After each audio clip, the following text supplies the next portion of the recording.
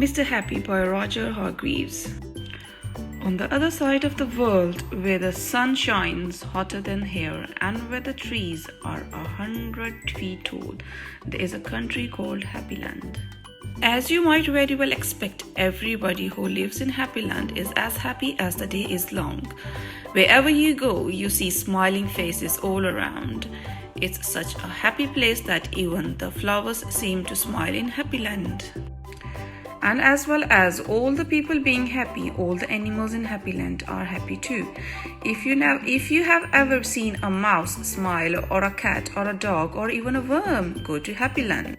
This is a story about someone who lived there who happened to be called Mr. Happy. Mr. Happy was fat and round and happy. He lived in a small cottage beside a lake at the foot of a mountain and close to a wood in Happy Land. One day, while Mr. Happy was out walking through the tall trees in those woods near his home, he came across something which was really rather extraordinary. There in the trunk of one of the very tall trees was a door. Not a very large door, but nevertheless a door. Certainly a door, a small, narrow yellow door. Definitely a door.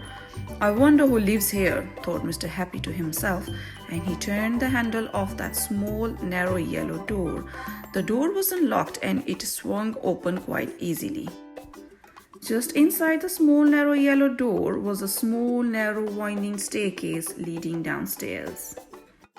Mr. Happy squeezed his rather large body through the rather thin doorway and began to walk down the stairs. The stairs went round and round and down and down and round and down and down and round.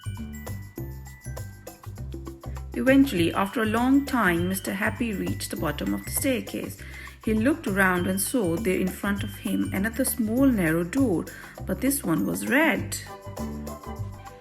Mr. Happy knocked at the door. "Who's there?" said a voice, a sad, squeaky sort of a voice.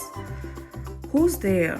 Mr. Happy pushed open the red door slowly, and there, sitting on a stool, was somebody who looked exactly like Mr. Happy, except that he didn't look happy at all. In fact, he looked downright miserable. "Hello," said Mr. Happy. "I am Mr. Happy." "Oh, you are indeed," sniffed the person who looked like Mr. Happy but wasn't. "Well, my name is Mr. Miserable, and I am the most miserable person in the world." "Why are you so miserable?" asked Mr. Happy. "Because I am," replied Mr. Miserable. "How would you like to be happy, like me?" asked Mr. Happy.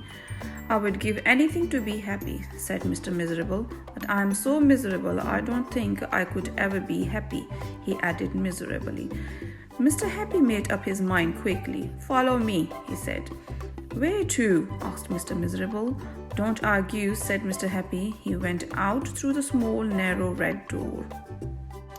Mr. Miserable hesitated and then followed. Up and up the winding staircase they went, up and round and round and up and round and round and up until they came out into the wood. "Follow me," said Mr. Happy again, and they both set off through the wood back to Mr. Happy's cottage. Mr. Miserable stayed in Mr. Happy's cottage for quite some time, and during that time, most remarkable thing happened. Because he was living in Happy Land, Mr. Miserable ever so slowly stopped being miserable and started to be happy. His mouth stopped turning down at the corners. And ever so slowly, it started turning up at the corners. And eventually, Mr. Miserable did something that he would have never done in the whole of his life. He smiled, and then he chuckled, which turned into a giggle, which became a laugh, a big, booming, hearty, huge, giant, large, enormous laugh. And Mr. Happy was so surprised that he started to laugh as well. And both of them laughed and laughed. They laughed until their sides hurt and their eyes watered. Mr. Miserable and Mr. Happy laughed and laughed and laughed and laughed. They went outside and still they laughed, and because they were laughing so much, everybody who saw them started laughing as well.